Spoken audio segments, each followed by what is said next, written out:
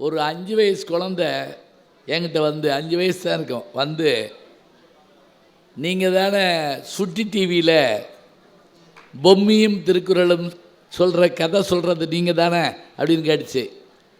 நீ பார்ப்பியா பாப்பான்னு கேட்டேன். நான் பார்ப்பேன், எனக்கு பிடிக்கும் சொல்லிவிட்டு அதோட நேரத்தில் என் தம்பிக்கு உங்களை ரொம்ப பிடிக்கும். அந்த பிள்ளைக்கு 5 வயசு. சொல்லிட்டு போய் அவங்க தம்பியை கூப்பிட்டு வந்துருச்சுங்க. அந்த பையனுக்கு ஒரு 4 வயசு தான் இருக்கும். அவன் வந்தவொடனே என்னை இறங்க பார்த்துட்டு, நல்லா பேசுகிற அப்படின்னா. அவனே அன்னைக்கு தான் பேச ஆரம்பிச்சிருக்கான். அந்த குழந்தைக்கும் புரியுமாறு என்னால் பேச முடியும் என்றால் அதுதான் நம் தமிழின் பெருமை, அதான் சிறப்பு. மழலையும் புரிந்து கொள்ளுமாறு நம்முடைய தமிழ் இனிமையாய் அமைந்திருப்பது அது நாம் பெற்ற வரம், தவம். செந்தமிழ்நாடு என்னும் போதினிலே இன்பத்தேன் வந்து பாயுது. நான் எப்படி வாயில் தானே பாயணும், அது ஏன் காதில் பாயுது? ஏன்னா நம்ம அடிமைப்பட்டு கிடந்த போது இந்த பாட்டை பாரதி எழுதுகிறார். தமிழ்நாடுன்னு சொன்னாலே காதில் தேன் பாஞ்ச மாதிரி இனிக்குதான். காது இனிக்குமா? இனிக்குதான். இப்போ இனிப்பான செய்தினா என்ன? பிள்ளைக்கு வேலை கிடச்சிருச்சு சொன்ன உடனே அப்படியா காது இனிக்குது. பெண்ணு ஐஏஎஸ் ஐபிஎஸ் பாஸ் பண்ணிட்டாங்க கேட்ட உடனே காது இனிக்குது. குழந்தை பிறந்திருக்குது காது இனிக்குது. நல்ல செய்தி. இவ்வளவு ஏங்க ஹோட்டலில் சாப்பிட்றோம், பில்லை நான் கொடுக்குறேன்னு சொன்னால் எப்படி இருக்கு? அதில் பல பேர் அடடே இன்னும் 2 ஆம்லேட் சேர்த்து சாப்பிட்ருக்கலாம் போட்டிருக்கே. சில பேர் பயந்து பயந்து சாப்பிட்டுக்கிட்டே இருப்பாங்க, பில்லை யார் கொடுக்க போகிறான்னு தெரியாது. அப்போ இதை யோசிச்சு பாருங்க. செந்தமிழ்நாடுன்னும் போதிலே இன்பத்தேன் வந்து பாயுது காதில் என்ன? காது இனிப்பது, மனம் குளிர்வது, இவையெல்லாம் நல்லவை கேட்டு இனியவை கேட்டு. அதுதான் இனியவை நாற்பதுன்னு வச்சான் நம்மதில். இன்னா நாற்பது தனி, இனியவை நாற்பது தனி, கார் நாற்பது, களவழி நாற்பது என்று பல்வகையான நூல்களை நம்ம இலக்கியங்களில் பார்க்குறோம்.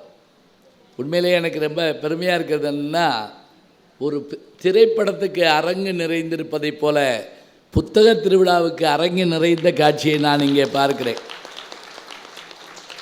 இன்னும் கூட நடுவில் இடம் இருக்குது, ஆனால் அது ஏன்னா கேமரா மறைக்குதுன்னா அதில் உட்காராமல் இருக்காங்க. நான் பார்த்தேன். அது இருக்கட்டும், பரவாயில்ல. இதை நேரலை ஒளிபரப்புங்களா, லைவா? அப்படி தமிழில் கேட்டால் தான் புரியும். நான் நேரலையான்னு கேட்டேன். அவர் கொஞ்சம் யோசிச்சார். லைவா? அப்படின்ட்டாரு. லைவ் தான், கரெக்டு. அப்படி தான் என்ன அர்த்தம்னா, இங்கே இருக்கிற மக்கள் மட்டுமல்லாமல் விழுப்புரத்தை சார்ந்த அத்தனை பேரும் வீட்டில் இருக்கிற பெருமக்கள். அப்படி திருப்பினா சிங்கப்பெண்ணில் வருவேன், இப்படி திருப்பினா பட்டிமன்றத்தில் வருவேன், எப்படி திருப்பினாலும் வந்துக்கிட்டே இருப்பேன்.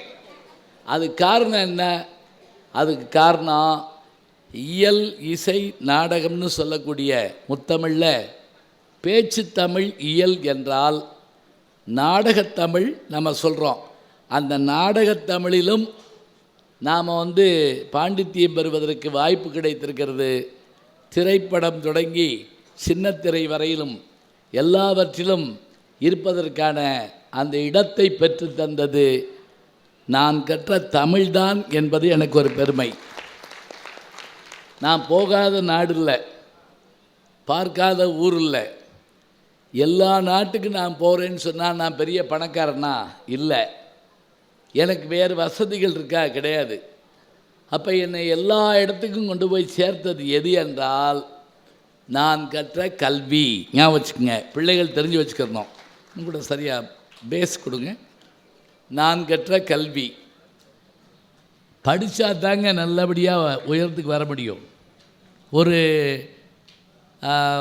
மேடைக்கு போயிருந்தப்ப அன்றைக்கு அந்த மாவட்ட கல்வி அலுவலராக இருந்தவர் வந்து என்னோட அமர்ந்து எனக்கு பொன்னாடை பொத்தி என்னுடைய காலத்தொட்டு கும்பிட்டு, ஐயா நான் உங்கள் மாணவர் அப்படின்னு சொல்லி என்னோட உட்கார்றப்ப கொஞ்சம் தயங்கினார்.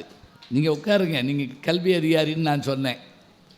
அப்போ அவர் சொல்கிறாரு, உங்களோட சரியாசனமாக உட்கார கொஞ்சம் பயமாக இருக்குன்னாரு.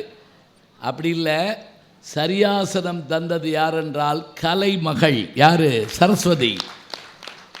அரியாசனமாகிய அந்த சரியாசனத்தை கல்வி நமக்கு தருகிறது. நான் சின்ன பிள்ளையாக இருக்கப்ப எங்கள் ஊர் சோழவந்தான் மதுரை மாவட்டத்தில் நான் சின்ன பிள்ளையாக இருக்கப்ப எங்கள் அப்பா அங்கே தமிழாசிரியர்.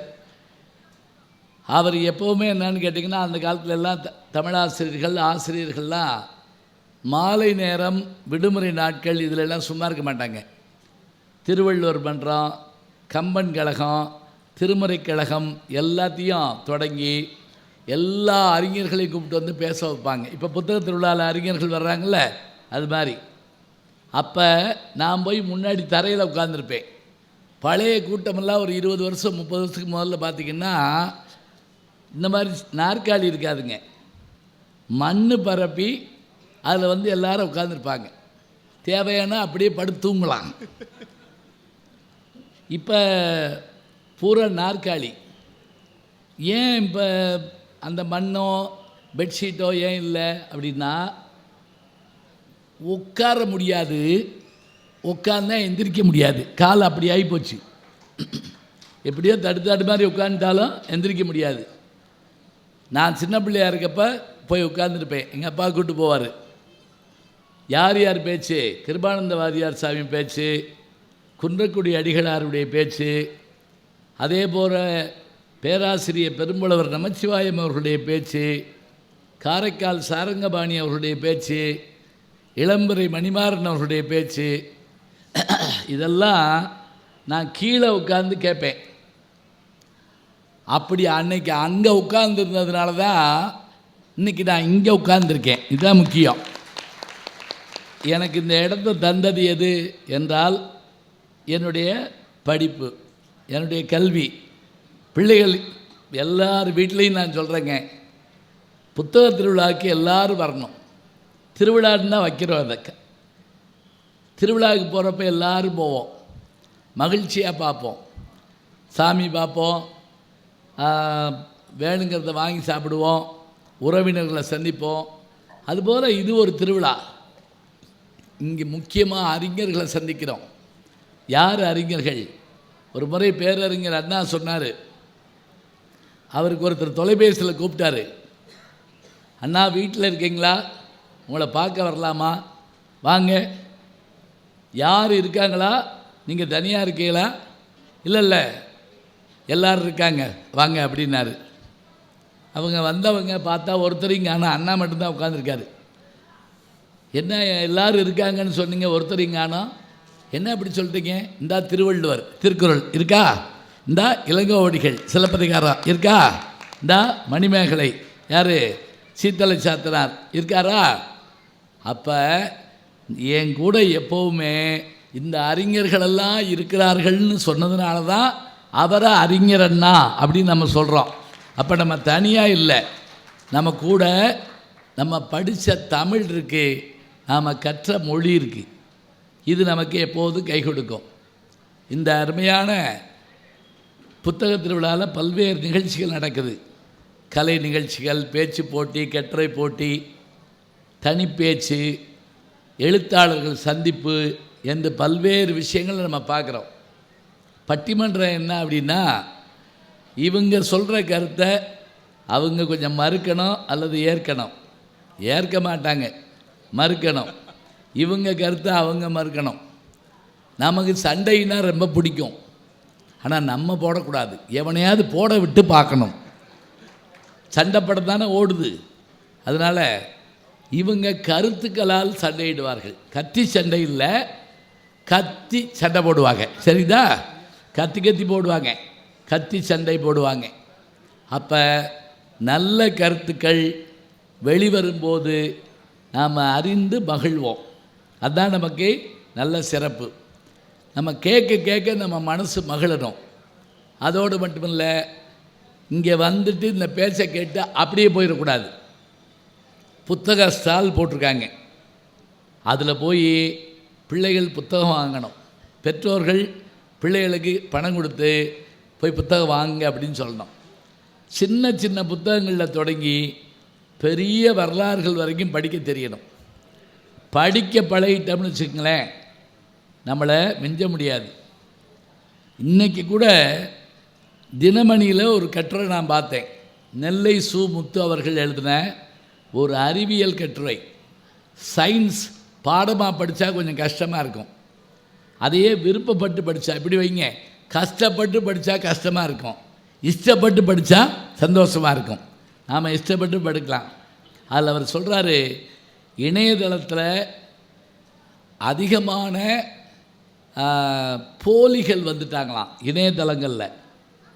உதாரணமாக டீப் ஃபேக் அப்படின்னு ஒன்று இருக்குது. அது என்ன தெரியுங்களா?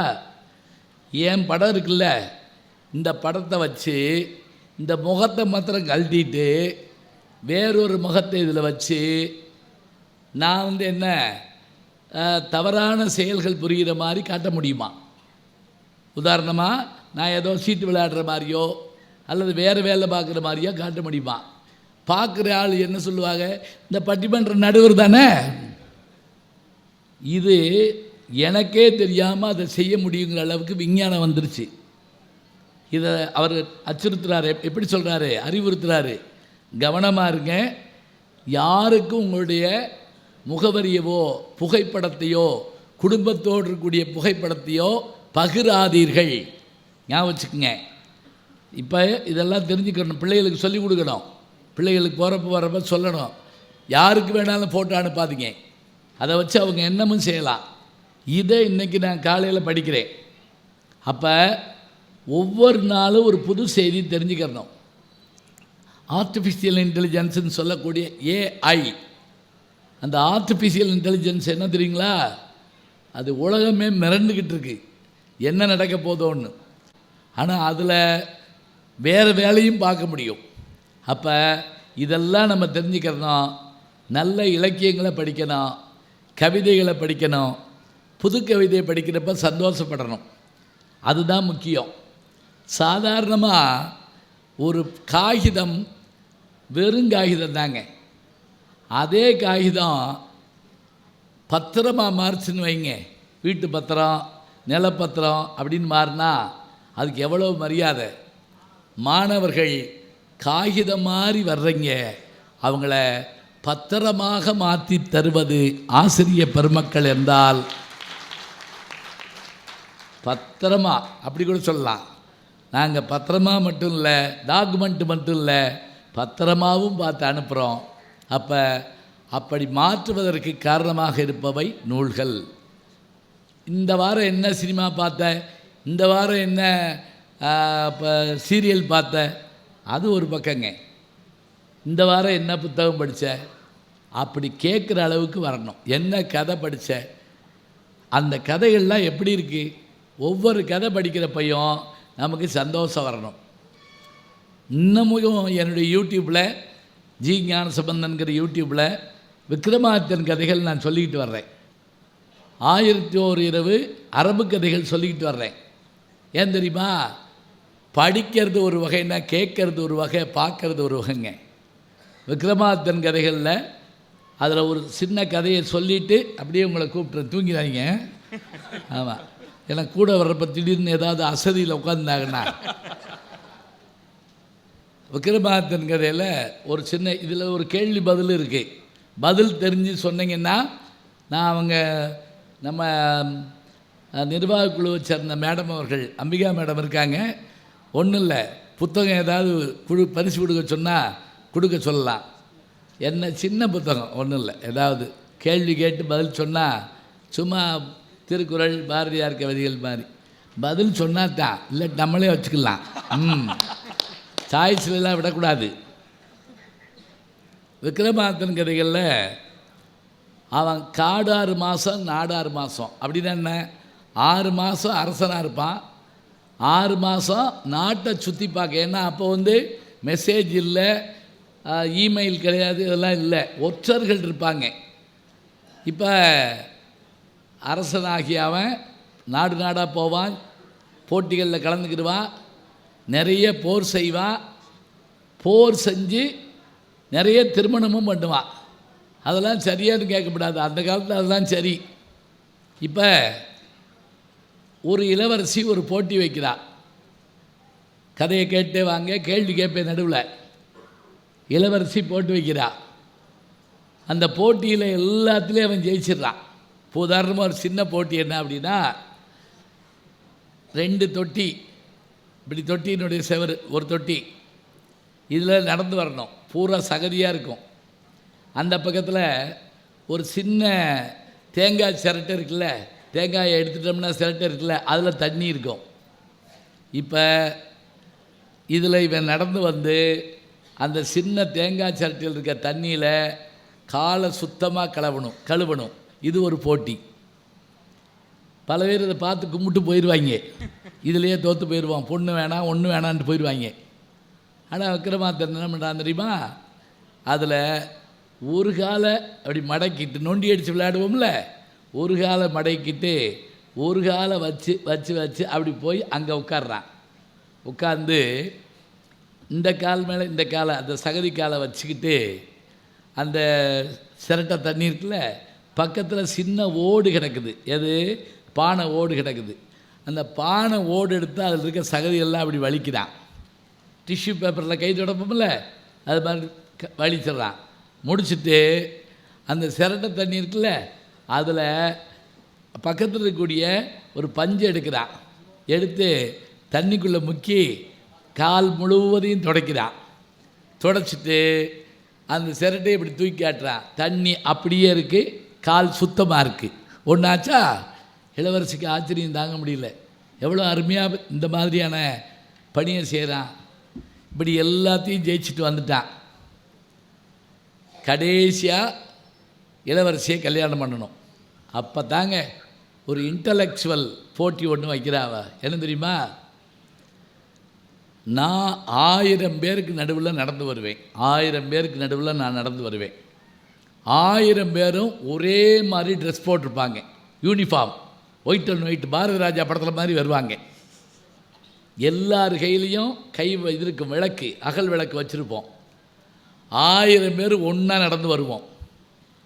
என்னைய நீ பார்த்ததில்லை. யார்? விக்ரமாதித்தனை சொல்கிறா. அவள் பார்த்துட்டா விக்ரமாதித்தனை, ஏன்னா மாடியிலேருந்து பார்த்துட்டா. என்னைய நீ பார்த்ததில்லை. 1000 பேருக்கு நடுவில் வருவேன். என்னை கரெக்டாக கண்டுபிடிச்சிட்டேன்னா என்னை கல்யாணம் பண்ணிக்கலாம். அவன் சரின்ட்டான்.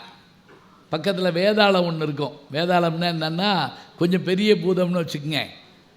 இவன் தன்னுடைய ஆற்றலால் அதை அடிமைப்படுத்தி வச்சுருப்பான். அந்த வேதாளத்தை கேட்பான், இப்போ அவளை எப்படி அடையாளம் கண்டுபிடிக்கிறது? அது சொல்லும், ஒன்றும் இல்லை, 1000 பேர் விளக்கு கொண்டு வர்றாங்கல்ல, நான் ஒரே ஊதில் ஃபேன் காற்று மாதிரி ஊதி அம்புட்டு லைட்டையும் அமர்த்தி விட்டுறேன். அவங்க திருப்பி விளக்கு பொருத்துவாங்கல்ல, அப்போ கண்டுபிடி. அதே போல் அவங்க எல்லோரும் அப்படி 1000 பேர் வந்தாங்க. இந்த வேதாளம் போய் மேலே இருந்து ட்ரோன் சுற்றுற மாதிரி பூ அப்படின்ச்சு, அம்புட்டு அமர்ந்து போச்சு. இப்போ எல்லோரும் விளக்கு பொறுத்துறாங்களா? விக்ரமாதித்தன் சட்டுன்னு ஓடி 8வது வரிசையில் 9வது நின்றுட்டு இருந்த ஒரு பொண்ணை போய் கையை பிடிச்சான். நீ தான் இளவரசி அப்படின்னா. அப்படியே அவன் வேர்த்து விறுவிறுத்து போனான். அவள் தான் இளவரசி. எப்படி கண்டுபிடிச்ச அப்படின்னு கேட்டான். எப்படி கண்டுபிடிச்சான் சொல்லுங்கள் பார்ப்போம்.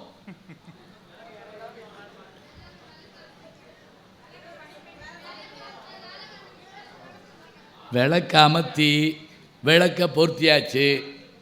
பொருத்தின உடனே கண்டுபிடிச்சாச்சு. எப்படி கண்டுபிடிச்சாங்க? விளக்க பக்கத்தில் இருக்கவங்க ஏற்றிருப்பாங்க. ஒன்று. வேற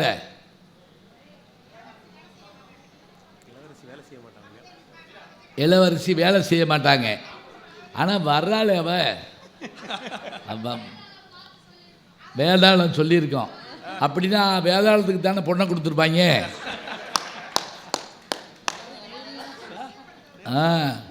புது புது யோசனை பாருங்க.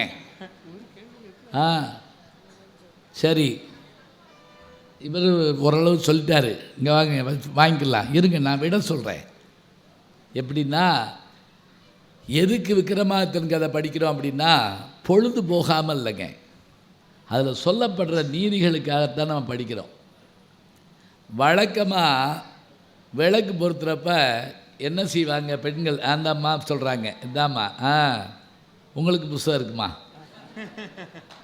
விளக்கு பொறுத்துறப்ப என்ன செய்வோம்னா, வீட்டில் திரியை இப்படி இப்படி பண்ணிவிட்டு, இப்போ விளக்கு அமர்ந்து போச்சுன்னா திருப்பி விளக்கு பொறுத்துறப்ப இப்படி பொறுத்துறதுக்கு விளக்கை இப்படி இந்த திரியை இப்படி இது பண்ணிட்டு அடுத்து செய்கிற வேலை என்ன தெரியுமா? இப்படிமோ அந்த எண்ணெயை உடனே என்ன செய்வான்? இப்படின்ட்டு இப்படிமோ 999 பேரும் தலையில் தேய்ச்சாளுங்க. அரச வம்சத்தை சார்ந்தவள் ஆதலால் இளவரசி அப்படி கையில் பட்ட உடனே அப்படி திரும்பி பார்த்தா. பணிப்பெண்கள் எப்போவுமே நிற்பாங்க. கை கழுவணும்னா அப்படின்னா ஒருத்தர் கர்ச்சிப்போ துண்டோ கொடுக்கணும். ஒரு நிமிஷம் அவள் தயங்கினால விக்ரமாதித்தன் கண்டுபிடிச்சான், இவ தான். வளர்ப்பு முறையில் ஒவ்வொருவருடைய பண்பாடும் வெளிப்படும் என்பதை அவன் கண்டுபிடித்தான். அவன் கண்டுபிடித்ததை அந்த பெண்மணி ஏற்றுக்கொண்டால் அந்த திருமணம் நடந்தது. வாங்க, 2 பேர் புஸ்தகம் வாங்கி போயிருங்க. வாங்க வாங்க மேடம், பாருங்க. புஸ்தகம் தீர்ற வரைக்கும் கேள்வி கேட்டுக்கிட்டே இருப்பேன். தீர்ந்து போனாலும் கேள்வி கேட்பேன், வந்து சொல்லுங்கள், தப்பு இல்லை. வாங்க ஐயா, இதுவும் உங்களுக்கு நீதி கதைகள் தான். எங்கே பாருங்க ஐயா. ஐயா பேர் என்ன ஐயா? வல்லபராஜு.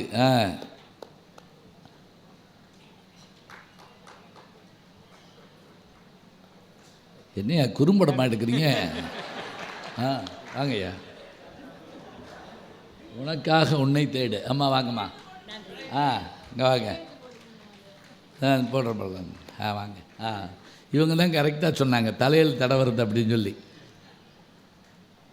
இது எதுக்காகன்னா, நம்ம சொல்கிறோம் அந்த கதைகள் நம்பிக்கை இருக்கா, இந்த கதை. இங்கே பாருங்க, அந்தந்த வயசில் நம்ம படிக்கிற போது அது நமக்கு ஒரு ஆச்சரியத்தை கொடுக்குங்க. இப்போ சின்ன பிள்ளையாக இருக்கப்போ நாங்கள்லாம் புத்தகம் வாங்கின உடனே புது புஸ்தகத்தை மோந்து பார்ப்போம், அது ஒரு வாசம் அடிக்கும். புது புஸ்தகம் படம் பார்ப்போம். என் கூட ஒரு பையன் என்ன பண்ணுவான் தெரியுமா? வாங்கினோடனே அவன் செய்கிற வேலை இந்த கடைசி 10 பக்கம் எடுப்பான். அதில் விஞ்ஞானிகள் படமாக போட்டிருக்கும். அந்த விஞ்ஞானிகள் படத்துக்கு பூரா அவன் என்ன பண்ணுவான்னா, கண்ணாடி இல்லாத ஆளுகளுக்கு கண்ணாடி போடுவான், மீசை இல்லாத ஆளுகளுக்கு மீசை போடுவான், தாடி இல்லாத ஆளுகளுக்கு தாடி போடுவேன். போட்டிருக்காங்களா? தொப்பி இல்லாத ஆளுகளுக்கு தொப்பி போடுவேன். இப்படி திருப்பிக்கிட்டே வந்தவன் கடைசி பக்கத்தை பார்த்தா அப்படியே அரண்டுட்டாங்க. ஏன் தெரியுமா? அந்த ஆளுக்கு மீசை இருக்குது, தாடி இருக்குது, தொப்பி போட்டிருக்காரு. இவனுக்கு என்ன பண்ணுறதுன்னு தெரில, கண்ணாடியும் போட்டிருக்காரு. ஒரு நாமம் போட்டு விட்டான். யார்கிட்ட? என்கிட்டயா அப்படிங்கிற மாதிரி பொட்டு வச்சு நாமம் போய் என்னத்தையாவது போட்டு விட்டுருவோம். ஒரு புத்தகத்தை பார்க்குறப்ப கொண்டாங்க, வாங்க. புத்தகத்தை வாங்குறப்ப படிக்கிறப்ப வினாடி வினா நிகழ்ச்சிங்க நடத்துகிறாங்களான்னு தெரில. நடத்துகிறாங்களா வினாடி வினா? வினாடி வினா நிகழ்ச்சி, அதெல்லாம் குயிஸ் ப்ரோக்ராம், அதெல்லாம் இருந்தால் கலந்துக்குங்க. ஏன்னா நம்முடைய அறிவு தீட்ட தாங்க நல்லாயிருக்கும். கேள்வி கேட்க, யோசிக்க. மீட்டப்படாத வீணையும் தீட்டப்படாத கத்தியும் பயனற்று போகும் என்று டாக்டர் கலைஞர் அவர்கள் ஒரு வசனத்தில் எழுதியிருப்பார்.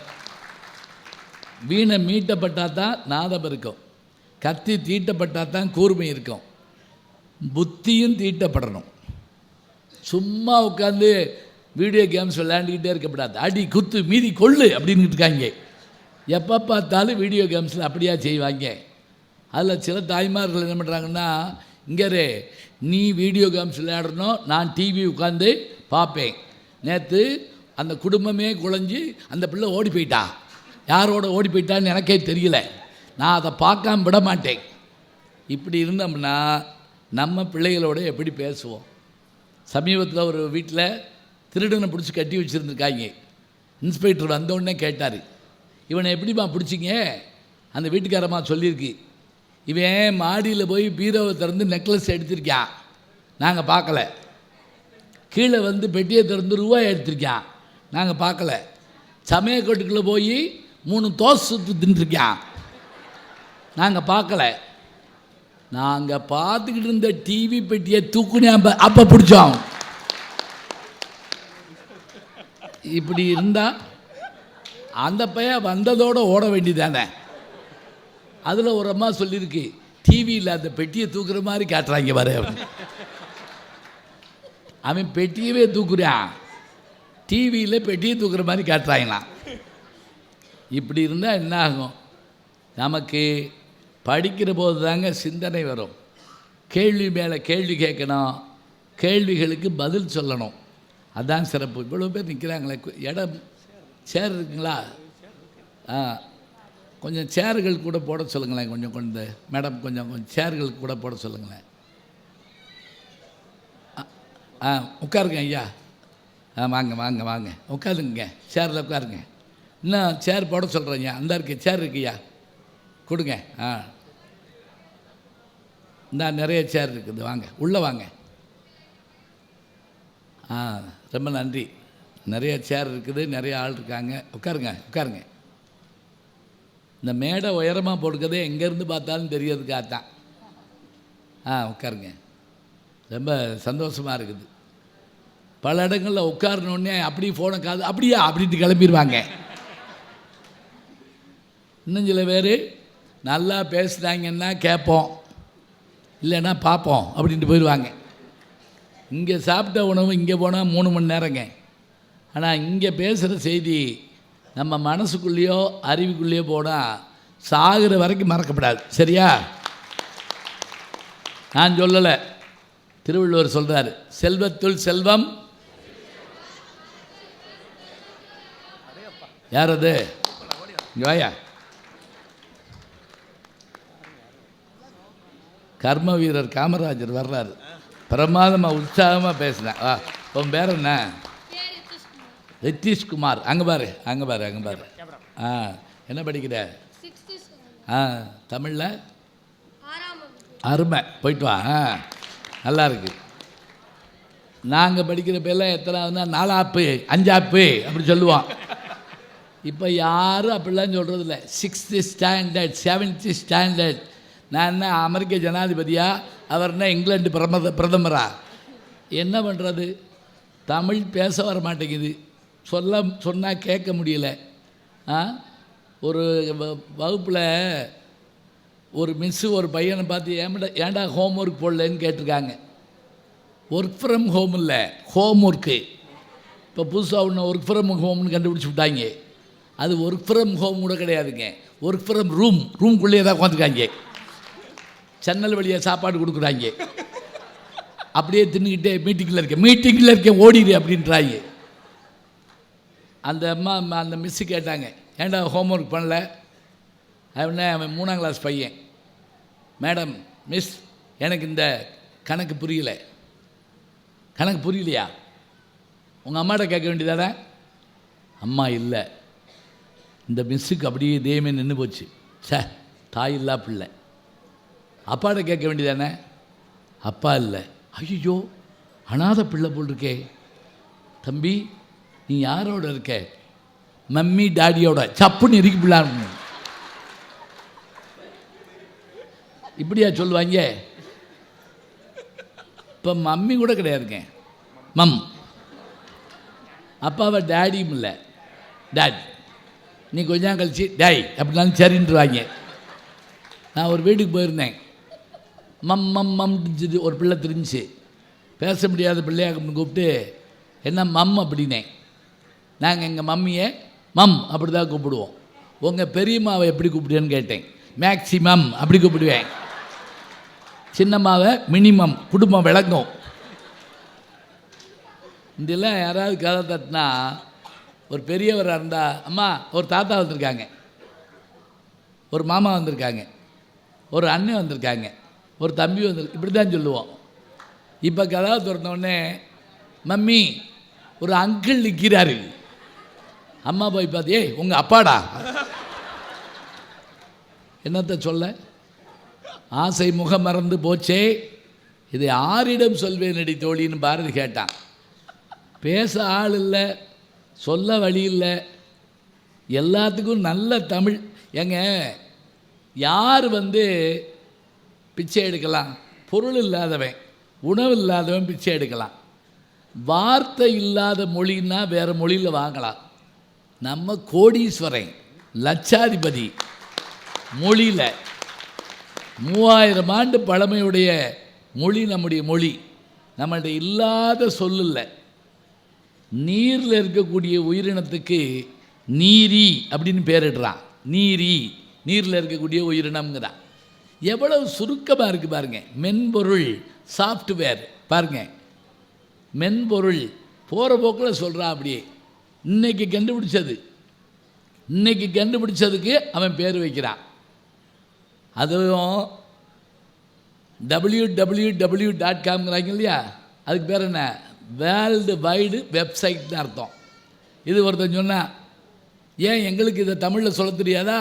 www தான் நீங்கள் வச்சுருக்கீங்களா? வையக வலை விரிவு அப்படின்னா நாங்கள் 3 வானால போட்டோம். வையகம் ஒரு வானா, வலை ஒரு வானா, விரிவு ஒரு வானா. நீ டபிள்யூ போட்டேன்னா நாங்கள் வானாலேயே முடிச்சிடுவோம். பார்த்தீங்களா? படிக்க படிக்க தமிழ் இனிக்குங்க. தேட தேட தேட புதையல் கிடைக்குங்க. அதான் வேணும். இப்போ எல்லாம் ஓரளவு தயாராக உட்காந்துருக்கீங்க. பட்டிமன்ற தலைப்பிடிமே தான் நான் சொல்ல போகிறேன். என்ன அப்படின்னா, இலக்கியங்கள் காலத்தை வென்று நிற்க காரணம் அதனுடைய படைப்பாளிகளா படிப்பாளிகளா? இப்போ 2-3 பேர், 2 ஒன்றா தானே இருக்குது அப்படின்னு சொல்லக்கூடாது. படிப்பாளி வேற, படைப்பாளி வேற. எப்படி? இந்த இடத்துல இங்கிலீஷை பயன்படுத்துகிறேன் பாருங்க. அதாவது இந்த லிட்ரேச்சர்னு சொல்லக்கூடிய இவையெல்லாம் இன்றைக்கும் நம்மகிட்ட இருக்க காரணம் அதனுடைய ரைட்டர்ஸ் எழுத்தாளர்களா, ரீடர்ஸ் வாசிப்பாளர்களா? படிப்பாளிகள் ரீடர்ஸ், படைப்பாளிகள் ரைட்டர்ஸ். 2 பேர் என்ன சொல்கிறாங்க? நாங்கள் படைக்கிறதுனால தான் அது இருக்குது. 2 பேர் என்ன சொல்கிறாங்க? நாங்கள் படிக்கிறதுனால தான் அது இருக்குது. இவர் என்ன சொல்ல போகிறாரு? நீங்கள் படைப்பாளி தானே. இவர் என்ன சொல்ல போகிறாரு? நான் ஒன்றும் சொல்லலை, சும்மா ஒரு பேச்சுக்கு சொல்கிறேன். ஏன்னா இவர் பாட்டுக்கு நான் ஒரு பாயிண்ட் வச்சுருந்தேன், அதையும் அவர் சொல்லிவிட்டாருன்னு. நீங்கள் சொல்லாத பாயிண்ட்டாக சொல்கிறீங்க. உலகத்தில் படையப்பான்னு தான் சொல்லியிருக்கானு, இப்போ படியப்பான்னு சொல்லியிருக்கானா? இவ்வளோதான் கைதட்டா? நான் எவ்வளோ யோசிச்சு சொன்னேன். படையப்பான்னு கேள்விப்பட்டிருக்கான், படியப்பான்னு கேள்விப்படல.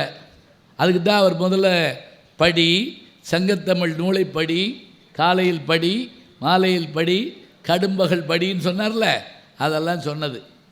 இப்போ ஓரளவுக்கு தலைப்பு விளங்கியிருக்குன்னு நினைக்கிறேன். யாரால் இலக்கியங்கள் நிற்கிது? திருவள்ளுவர் 2000 வருஷத்துக்கு முதல்ல எழுதுனதுனால நிற்கிதா, 2000 வருஷமாக நம்ம படிக்கிறதுனால நிற்கிதா? இதைத்தான் பேச போகிறாங்க. தலைப்பு சொல்லிட்டேன்னா பேசுகிற ஆளுகளை சொல்கிறேன். இதில் படைப்பாளர்கள்னு அணித்தலைமை பேச வந்திருக்கவர் காரைக்குடியில் அழகப்பா கலை அறிவியல் கல்லூரியினுடைய பேராசிரியர், எம்ஏ, எம்ஃபில், பிஹெச்டி பட்டங்களை பெற்றவர். பல பேரை டாக்டர் பட்டம் வாங்குவதற்கு ஊக்குவிப்பவர். இவர் கையெழுத்து போட்டால் தான் அவங்களுக்கு டாக்டர் பட்டமே கிடைக்கும். இத்தனை பெருமைகளை உடைய பேராசிரியர் டாக்டர் சிதம்பரம் ஐயா அவர்கள் இங்கே வந்திருக்காங்க.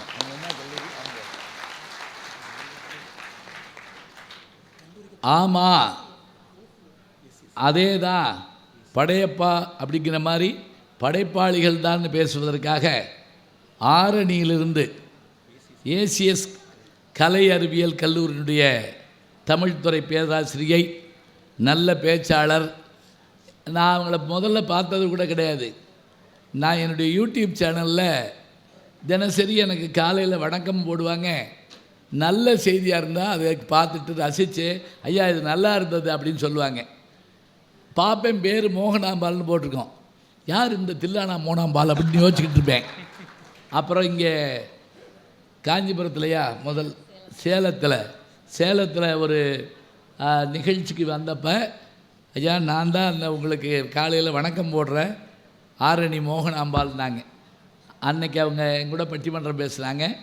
அவருடைய அற்புதமான பேச்சு அவர்களுக்கு தொடர்ந்து பேசுவதற்கான வாய்ப்பை தந்து கொண்டிருக்கிறது. பேராசிரியை டாக்டர் மோகனாம்பாள் அவர்கள் இங்கே வந்திருக்காங்க. இந்த 2 பேரும் படைக்கிற அணி. சாதாரண நினச்சிடாங்க. இப்போ வீட்டில் ஆக்கி படைக்கிறாங்கல்ல, ஆட்டி படைக்கிறாங்கன்னு சொல்லுவாங்க. அது உண்மையிலே என்னென்னா அவர் மாவாட்டி படைக்கிறாரு, அவ்வளோதான். இருக்கட்டும், எப்படியோ படைக்கிறாங்க. இப்போ இவர்கள் படைப்பாளிகள் என்று பேசுவதற்காக 2 பேர் வந்திருக்காங்க.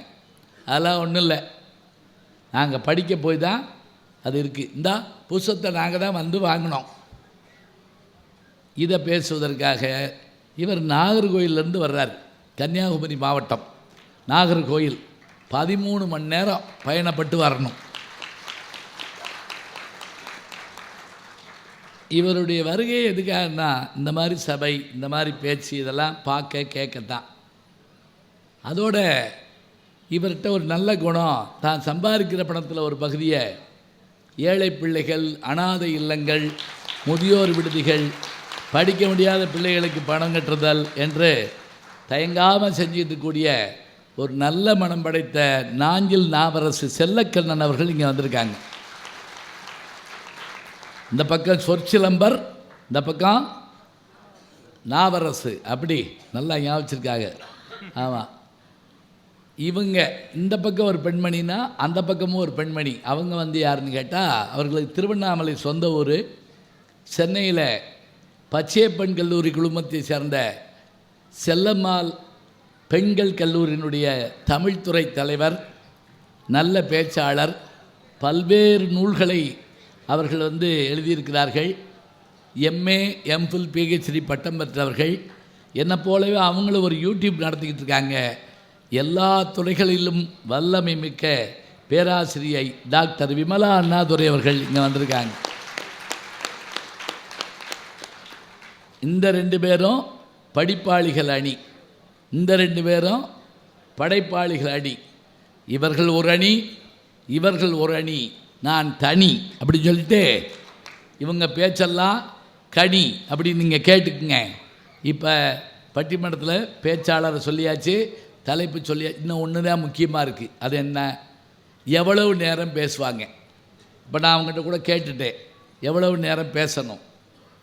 அணித்தலைவர்கள் ஒரு 10 நிமிடம், தொடர்ந்து வர்றவங்க அதே மாதிரி 10 நிமிடம். பேச வேண்டியது அவர்கள் கடமை. நேரத்தை பார்த்து மணி அடிக்க வேண்டியது என்னுடைய கடமை. உங்கள் கடமை என்ன? கைதட்டலாம், சிரிப்பு வந்தால் சிரிக்கலாம். இல்லை நாங்கள் நைட்டு போய் சிரிச்சுக்கிறோம் அப்படி சொல்லக்கூடாது. நீங்கள் ஜோக்கு சொல்லுங்கள், 3 மணிக்கு சிரிப்பேன் நான், அப்படிலாம் சிரிக்கக்கூடாது. போர்வையை பற்றி சிரிச்சோம்னு வைங்க, பக்கத்தில் படுத்துருக்கவே பயந்து போவேன். உங்கள் குடும்பமே இப்படித்தானா அப்படின்னு கேட்பேன். இந்தியெல்லாம் போர்வைக்குள்ளே என்ன ஏதாவது தின்னுக்கிட்டு இருப்பாங்க. இப்போ லைட் எரியுது போர்வைக்குள்ளே, செல்லு. திருடனே பயப்படுறான், ஒரு வேளும் தூங்க மாட்டாங்க போட்டிருக்க அப்படின்னு. சரி, உங்கள் கடமை கைதட்டலாம், சிரிக்கலாம். வீட்டுக்கு போகணும்னு நினச்சாலும் தப்பு இல்லை. ஒரு 2 பேராக போங்க. குபீர்னு போய் எங்களை பயமுறுத்தக்கூடாது. இது எதுக்கு இப்படி கம்மியெல்லாம் வச்சுருக்கீங்கன்னு தெரில. வெளியே போக முடியாதா? அதுக்கு இல்லை, அதை இன்னும் கூட்டம் வரணும். பின்னாடியும் சேர் போட்டிருக்காங்க நிறைய. அதாவது என்னென்னங்க, இந்த விழுப்புரத்தில் எவ்வளோ ஜனத்தொகை இருக்குது. இங்கே வர்ற போது அந்த மாநாட்டுக்கு வர்ற மாதிரி வரணும். புத்தகம் என் கூட்டத்துக்காக சொல்லுங்க, புத்தகம் வாங்க, கேட்க. அவர் பேசுகிறப்ப சொன்னார் பாருங்க, அப்படி சொல்ல. நான் சோழவந்தான்னு சொன்னேன் பாருங்க. எங்கள் ஊர்லேருந்து மதுரைக்கு போவோங்க பட்டிமன்றம் கேட்க. குன்றக்குடி அடிகளாருடைய பேச்சை கேட்க போவோம். இரவு 10 மணிக்கு வைகுண்ட ஏகாதசி சிவராத்திரி அன்னைக்கு 10 மணிக்கு ஆரம்பிக்கும் பட்டிமன்றம். நாங்கள் எங்கள் ஊர் கடைசி பஸ்ஸில் வருவோம். விடிய காலம் 4 மணிக்கு தான் முடியும். இந்த பக்கம் 4 பேர், அந்த பக்கம் 4 பேர், 8 பேர் பேசுவாங்க. பஸ்ஸில் நாங்கள் எங்கள் ஊருக்கு போவோம். ஒரு மாதம் அவர் எப்படி பேசினார், இவர் எப்படி பேசினார், இவர் எப்படி கேள்வி கேட்டார், இவர் எப்படி பதில் சொன்னார், இப்படி அது ரொம்ப அருமையாக இருக்கும். இதுதான் எங்களுக்கு பெரிய பழக்கம். அதுலேயும் குன்றக்குடி ஆதீனம் அவர்கள் மூத்தவர், இப்போ இருக்கவங்க அடுத்த தலைமை பீடத்தில் இருக்காங்க. பொன்னம்பல அடிகளார் இருக்காங்க. முதல்ல தவத்திரு குன்றக்குடி அடிகளார். அவர்கிட்ட பேசுகிறப்ப பயப்படுவோம். பாட்டு சொல்கிறப்ப தப்பு விட்டோம்னு வைங்களேன் அப்படிம்பார். அப்படிதான் நிறுத்து அர்த்தம் இல்லை. அந்த பாட்டை இன்னொருக்க சொல்லுங்கள் அப்படிம்பார். அப்படின்னா என்ன அர்த்தம் தெரியுமா? பாட்டில் ஏதோ ஒரு வரியை விட்டுட்டோம்னு அர்த்தம். எங்களோட பேசிக்கிட்டு இருந்த ஒருத்தர் குனித்த உருவமும் கொவை செவ்வாயுன்னு சொல்லிட்டு இருந்தார்ல, திடீர்னு அடிகளார் மணி அடிச்சிட்டாரு. அவர் ஒரு வரியை விட்டுவிட்டார். மணி இன்னொருக்க சொல்லுங்கள் அப்படின்னாரு. அவர் கொஞ்சம் சுதாரிச்சுக்கிட்டார். தவத்திரு சுவாமி அவர்களே, இந்த பாடலை நான் சொல்வதை காட்டிலும் உங்கள் திருவாயால் கேட்க எனக்கு விருப்பம். அவர் சிரிச்சிட்டார். உட்காரியா அப்படின்ட்டார். அப்படி சமாளிக்க தெரியணும். தப்பு விட்டு வை வாங்கக்கூடாது. எனக்கு ஒரு அனுபவம். எங்கள் ஊரில் சாமி வர்றாரு. நான் அப்போ தான் பேச்சாளராக மேடைகளில் பேச வர்றேன். அப்போ வழக்காடு மன்றம்னு ஒன்று உண்டு. பட்டிமன்றம்னா 4 பேர் 6 பேர். வழக்காடு மன்றம்னா ஒத்தைக்கு ஒத்தை. ஒருத்தர் வழக்கு தொடுப்பார், மறுக்கணும். சிலப்பதிகாரத்தில் கண்ணகி மதுரையை எரித்தது குற்றம், இதுதான் வழக்கு. போன வாரம் கூட பொங்கலுக்கு இங்கே வந்திருந்தேன். மருதம் இலக்கிய பேரவைக்காக வந்து சிலப்பதிகாரம் தான் பேசினேன்.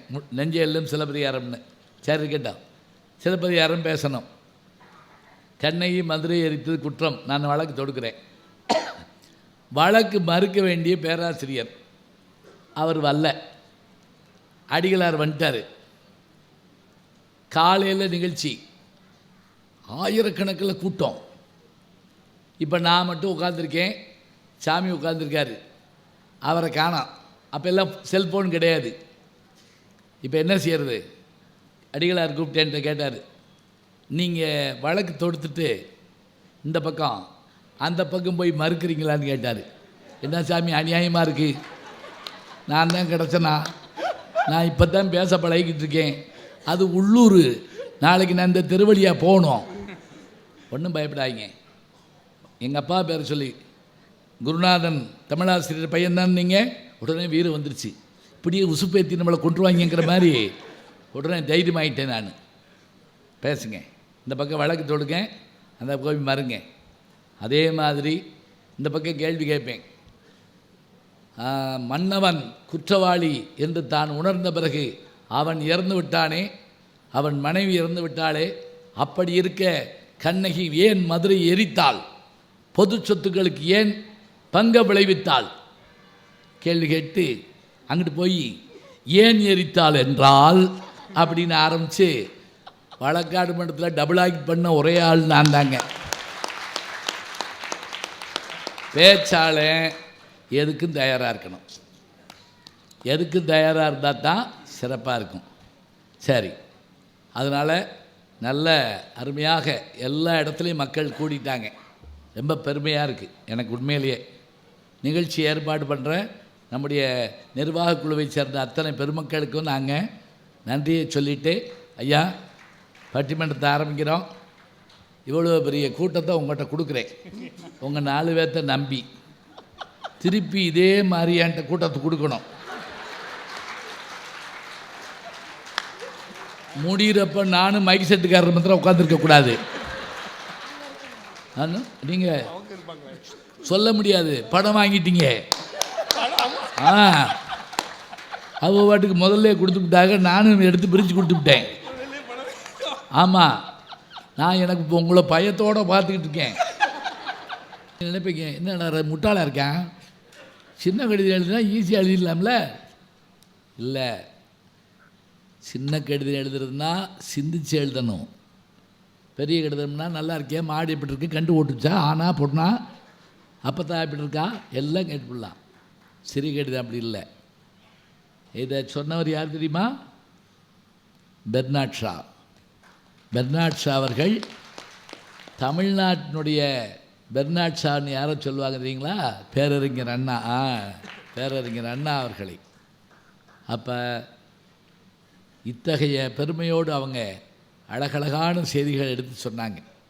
5 நிமிஷம் 7 அது மனோன்மணியத்தெல்லாம் சொல்கிற போது அது தமிழ் தாய் வாழ்த்து அதில் எழுதப்பட்டதுன்னே பல பேருக்கு தெரியாதுங்க. அது மட்டும் இல்லை, சிவபெருமான் நீங்கள் தனியாக இருக்கப்போ என்ன பண்ணுவீங்கன்னு கேட்டால் ஒன்றும் இல்லை, திருவாசகத்திலேருந்து ஒரு ஒரு ஒரு ஏடு எடுத்து வச்சுருக்கேன். உலகமே அழிஞ்சு போனாலும் நள்ளிருளில் நட்டம் பயின்றாடும் நாதன் தில்லையில் கூத்தான் தென்பாண்டி நாட்டானாகிய நான் திருவாசகத்தில் ஒரு ஏடு.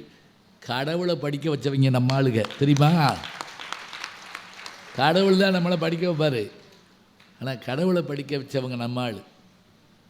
அழகாக அற்புதமான செய்திகளெல்லாம் வரிசைப்படுத்தி சொன்னாங்க. தீரர் சத்தியமூர்த்தி அவர்கள் சொன்ன வார்த்தை, நீ புத்தகத்தை தானே தடை பண்ணுவேன், அதில் இருக்கக்கூடிய பாட்டை நான் பாடுறேன், என்ன செய்ய போகிற? விஸ்வநாத் தாஸ்ன்னு எங்கள் ஊரில் ஒரு நாடக நடிகர் இருந்தாருங்க மதுரையில். முருகவேஷம் போட்டு நடித்தாருன்னா அப்படி நடிப்பார். முருகவேஷம் போட்டு நடிக்கிறப்பவே மேடையில் என்ன செய்வார் தெரியுமா? வெள்ளைக்காரனை வைன்னு வைவார், திட்டுன்னு திட்டுவார். கொக்குகளா வெள்ளை கொக்குகளா பாரு. வெள்ளை கொக்குன்னா அவங்கன்னு அர்த்தம்.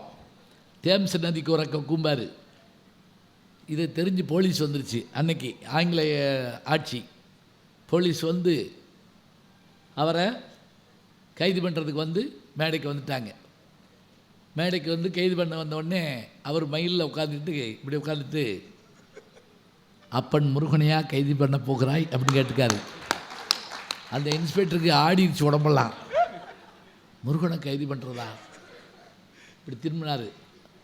அவர் ஏட்டையா சொன்னார், மேக்கப்பை கழிச்சிட்டு வெளியே வருவாப்புல, அப்போ பிடிச்சிருவோம். அங்கே காத்துக்கிட்டு இருந்திருக்காங்க. அவர் மேக்கப்பெல்லாம் கழிச்சிட்டு வந்திருக்காரு. கைது பண்ணுறோம். எதுக்கு? ஏன் வெள்ளைக்காரன் நேற்று பாடினேன், நானாக பாடினேன், அப்பன் முருகன் பாடினான்.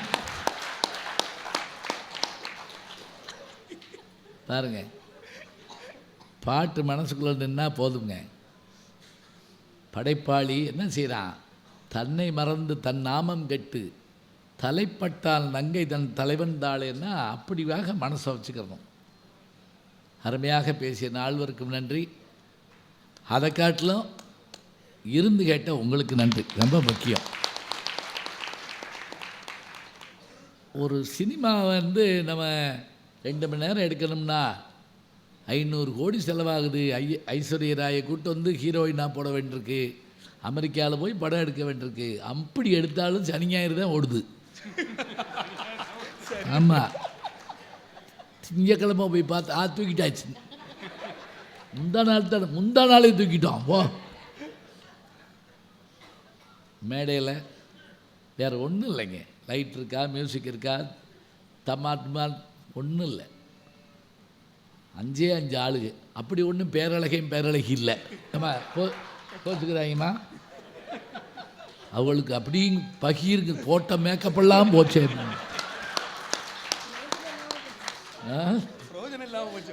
போட்ட மேக்கப்பெல்லாம் இல்லைம்மா, பூரா பதிவு பண்ணிட்டாங்கம்மா, ஒன்றும் கவலைப்படாது. பழிச்சு மின்றிக 2 பேரும் இருக்கட்டும், விடுங்க. அப்போ இந்த 5 பேர் மட்டும்தான் இருந்து ஏறத்தாழ இப்போ நீங்கள் இங்கே உட்கார்ந்துருக்கக்கூடிய ஒரு 1000 பேர், வீடுகளில் இருந்து கேட்டுக்கிட்டு இருக்கக்கூடிய 5 லட்சம் பேர் எல்லாரையும் உட்கார்ந்து கேட்க வைத்தது எது என்று கேட்டால், நாங்கள் நல்லா பேசி நீங்கள் கேட்டீங்கன்னு நாங்கள் சொல்லலை, நீங்கள் நல்லா கேட்டதுனால நாங்கள் நல்லா பேசணும். உங்களையெல்லாம் இப்போ ஆரம்பிக்கிறதுலேருந்து பார்க்குறேன், எவ்வளோ சிரிச்ச முகத்தோட மகிழ்ச்சியாக. இப்படி எங்கே உட்காந்துருக்கோம்? இப்படி ஒரு சினிமா வீட்டுக்குள்ளே பார்க்க முடியுமா? இல்லையே. அதில் வர்ற டான்ஸை பார்த்தா எனக்கு பயமாக இருக்குது. வீட்டுக்குள்ளே குதிச்சுருவாங்களோன்னு இருக்குது. அப்படியே டிவியிலேருந்து நீ வீட்டுக்குள்ளே டமார் குதிச்சிட்டாயின்னு என்ன பண்ணுறது? அதில் சில டான்ஸை பார்க்க என்னென்ன சொல்ல முடியல. எதை போய் தேட்டரில் பார்க்கக்கூடாதுன்னு நினச்சோமோ வீட்டுக்குள்ளே வந்து ஆடுது. கொடுமைன்னு கோயிலுக்கு போனால் அங்கே 2 கொடுமை அடிச்சுமாங்கல்ல, இது வீட்டுக்குள்ளே வந்து ஆடுது. ஒரு மோசமான சீன் வந்திருக்கு. எல்லோரும் குடும்பத்தோடு டிவி பார்த்துக்கிட்டு இருக்காங்க. திடீர்னு அவங்க அப்பா கத்தியிருக்காரு. முன்னாடி உட்காந்த பையன் 8 வயசு பையலை பார்த்து கண்ணை மூடுறா அப்படின்னு இருக்காரு. அவன் ஒடியாந்து அவங்க அப்பா கண்ணை மூடிவிட்டான். அவனுக்கும் கவலையாக இருக்கும்ல, அப்பா கெட்டு போயிடுவார் அப்படின்னு. அப்படியெல்லாம் இல்லாமல் முகம் சொல்லிக்காமல் சந்தோஷமாக மகிழ்ச்சியாக நீங்கள் இந்த சிரிக்கிற பேரெல்லாம் எடுத்தீங்களா ஐயா? ஐயா கேமரா எங்களையே காத்துட்டே இருந்தீங்களா? லேசாக சுற்றி விடுங்கய்யா. அப்படியே பார்த்தா தானே சிரிக்கிற ஆள் தெரியும், கை தட்டுற ஆள் தெரியும். நீங்கள் கேமரா திருப்புறப்போ ஒருத்தர் சோகமாக உட்காந்துருந்தார் வைங்க, பார்த்துக்கிட்டு இருக்க ஆள் நல்ல வேலை நம்ம போலடா கொலையை வந்துருப்பாங்க போட்டிருக்கா அப்படின்னு நினைக்கிறதா? நல்லா சந்தோஷமாக சிரிக்கிறப்ப எடுத்து வைக்கணும்.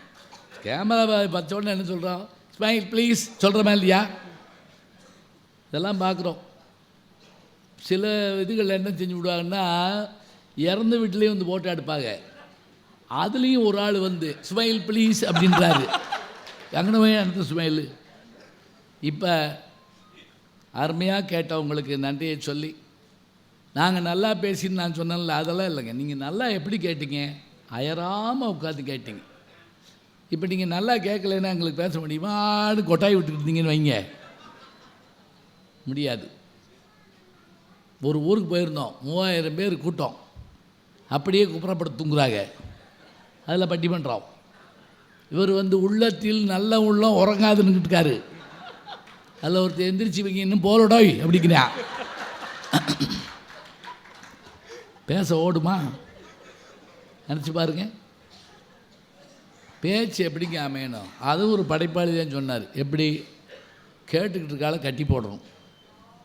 கேட்காத ஆள் பகைவனாக இருந்தால் கூட அவனும் விரும்புகிற மாதிரி பேசுகிறது தான் பேச்சு. கேட்டார் பிணிக்கும் தகையவாய் கேளாரும் வேட்ப மொழிவதாம் சொல். திருக்குறள். கேட்டார் பிணிக்கும்னா என்ன? கட்டி போடணும். கேளார்னா யார்? கேட்காதவங்க மட்டும் இல்லை, பகைவர்கள் கூட விரும்பணும். அதான் பேச்சு. கட்டி போடுற மாதிரி பேசணும். ஒரு ஊரில் பேச்சாளனை கட்டி போட்டிருக்காங்க. இனிமேல் நீ எங்கேயும் போய் பேசக்கூடாது. அப்படி மோசமாக பேசுகிறவன் இருக்கானா? ஒருத்தன் தற்கொலை பண்ணி சாகிறதுக்காக பைபாஸ்க்கு ஓடிருக்கான். அந்த நேரம் பார்த்து இப்படி ஒரு பேச்சை கேட்டான். அப்படியே யூட்டன் எடுத்து ஓடியாந்து இப்படி உட்காந்துட்டான். அவரையே உத்து பார்த்துக்கிட்டே இருந்தான் பேச்சாளரை. பேசி முடிச்சார்ல, டமார் காலில் விழுந்து கும்பிட்டான். தற்கொலை பண்ணி சாக தெரிஞ்ச நீயா? சாக தெரிஞ்சேன். உன் பேச்சை கேட்டு திரும்பி வந்துட்டேன். இவர் அவனை அப்படி வாரி எடுத்து நெஞ்சோடு அணைச்சிக்கிட்டு கண்ணீர் விட்டார். உன் தற்கொலையை தடுத்துட்டனா, உன்னை திரும்பி வர வச்சுட்டனா, ஏன் வந்த? நீ எல்லாம் உயிரோடு இருக்கப்ப நான் ஏன்டா சாகணும்?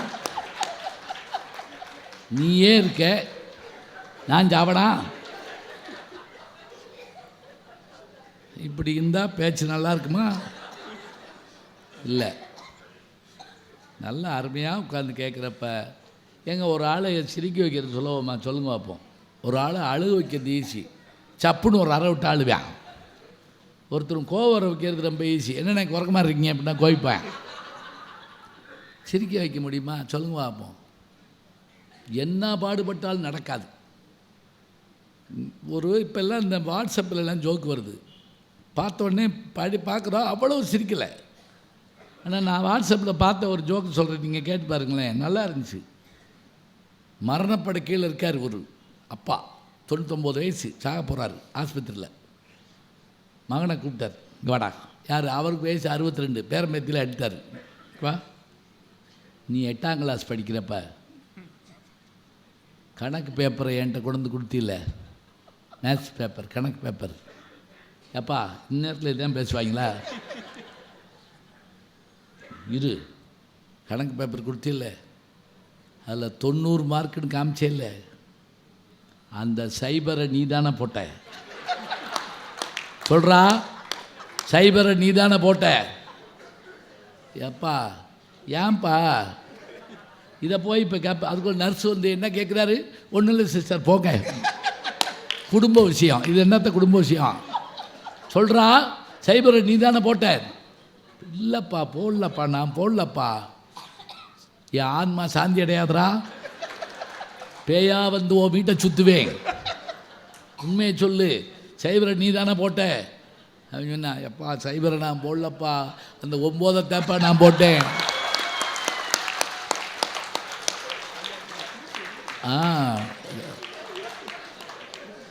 என்ன தெரியுதா, இவராவது 9 வாங்கியிருப்பார்னு நினச்சிருந்துருக்காரு. அந்த சனியை சைவர் தான் வாங்கியிருக்கு அப்போவே.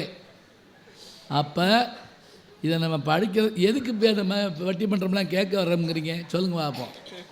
இது நீங்கள் என்னதான் ஆடியோவில் வீடியோவில் எப்படி பார்த்தாலும் இப்படி வந்து பார்த்தா தானேங்க சந்தோஷமாக இருக்கும். அதுதானே உண்மை. சரி, நம்ம விஷயத்துக்கு வருவோம். இந்த இதில் போக சொல்லணும்ல. இப்போ தான் எப்படி இலக்கியங்கள் காலத்தை வென்று நிற்க காரணம் படிப்பாளியா படைப்பாளியா? ஒரு கிராமத்தில் நான் பேசிக்கிட்டு இருக்கப்பங்க, முன்னாடி உட்காந்த ஒரு கிளவி வெத்தலைவாக்கு இடித்து போட்டுக்கிட்டே இருந்தது. அது திடீர்னு என்கிட்ட கேட்குது, அவங்களுக்கெல்லாம் நீ மணி அடிச்சில்ல, என்னைய காமிச்சே, உனக்கு யார் மணி அடிப்பா அப்படின்னு. நல்ல சிந்தனையான கேள்வி, சிந்தனை செல்வி. ஆமாம், நான் சொன்னேன், அம்மா எனக்கு மணி அடிக்க வேணாம், நான் மனசுக்குள்ளேயே மணி அடிப்பேன், எப்போ முடிக்கணும்னு எனக்கு தெரியும், பார்த்துக்கிறேன். சரி, இப்போ இவங்க முடிக்கிறப்ப என்ன முடிச்சிய? படிப்பாளி. படிப்பாளி யார்? இப்போ படைப்பாளிக்கு பேர் இருக்குங்க. இந்த ஒரு புத்தகம், டாக்டர் அம்பேத்கருடைய புத்தகம். இதில் எழுதினவங்க யார் அப்படின்னா பதிப்பாசிரியர் சாதிக் பாட்சா. இதை வாழ்க்கை வரலாறு எழுதியிருப்பாங்க. எழுதினவருக்கு ஒரு பேர் இருக்குது, புஸ்தகத்துக்கு ஒரு பேர் இருக்குது. படிப்பாளி பேரே இல்லாதவங்க, பாவம், அவனுக்கு பேர் கிடையாது. அவன் யாருன்னே தெரியாது. அவனுக்கு ஊர் இருக்கா? ஊர் இல்லை. பேர் இருக்கா? பேர் இல்லை. ஆனால் அவன் எப்படி படிப்பான் தெரியுமா? ஒரு கடலப்பருப்பு வாங்கி தின்னா கூட அதை பூரா தின்னுமுட்டு அந்த பேப்பரை போடாமல் இப்படி பிரட்டி பார்ப்பான். அதில் ஒரு கவிதை இருந்துச்சுன்னா அந்த கடலப்பருப்பு தின்னதை காட்டிலும் சந்தோஷமாக அதை மடித்து பைக்குள்ளே வச்சுக்கிடுவாங்க. அவன்தான் படிப்பாளி, ஞாபகம் வச்சுக்குங்க. அவனால தான் அது நிற்கிது. அவன் கடலப்பருப்பையும் காசு கொடுத்து தான் வாங்கினான். அவன் கடலப்பருப்பை கூட பத்திரப்படுத்தலைங்க, அந்த பேப்பரை பத்திரப்படுத்தினான். ஏன்னா அதில் அந்த கவிதை இருக்கு இல்லையா, 1 வரி 2 வரி 3 வரி, அந்த கவிதைகள் நம்மளை அப்படியே வியக்க வைக்குது, உழுக்குது அப்படியே. அது தொட்டு தொட்டு வேறு பார்த்துக்கிடுவாங்க. நான் என்னை பற்றி இவங்கெல்லாம் சொன்னாங்க, அது அன்பில் சொன்னதுன்னு வச்சுக்கோங்க. உண்மை என்ன அப்படின்னா, எங்கள் ஊருக்கு மதுரையிலேருந்து சோழவந்தானுக்கு போகிறப்ப கூட்டம் கடுமையான கூட்டமாக இருக்கும். அந்த கூட்டத்துலேயும் நான் என்ன பண்ணுவேன் தெரியுமா?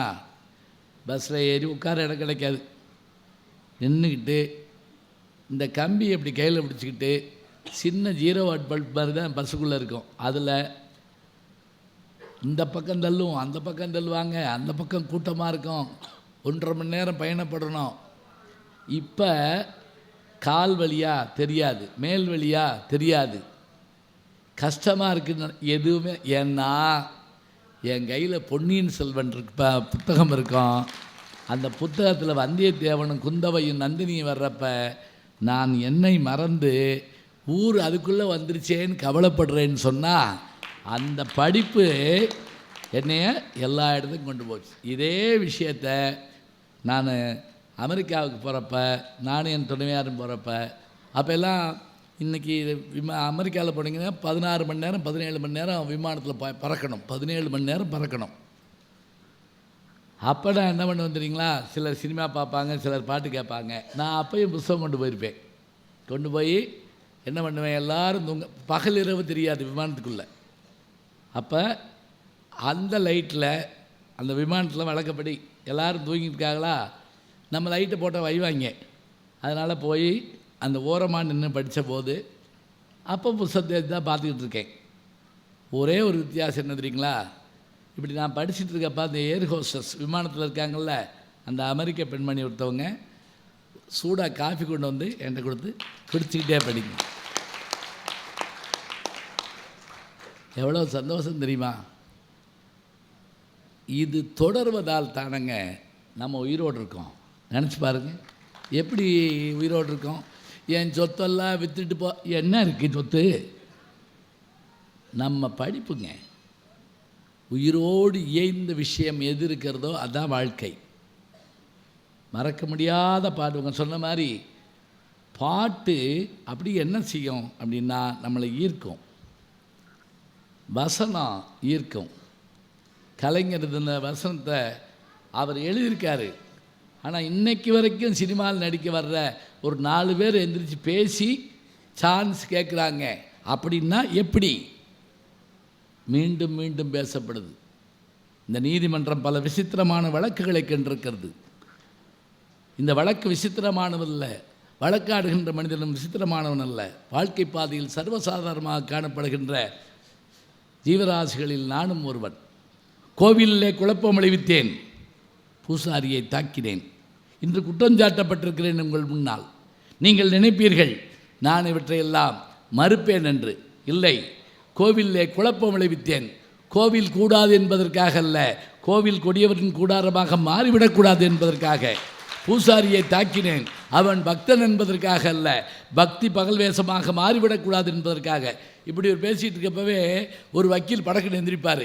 உனக்கேன் இவ்வளவு அக்கறை, உலகத்தில் யாருக்கும் இல்லாத அக்கறை என்று நீங்கள் கேட்கலாம். அவர் உட்காந்துருவார். அவர் கேட்கவே இல்லை.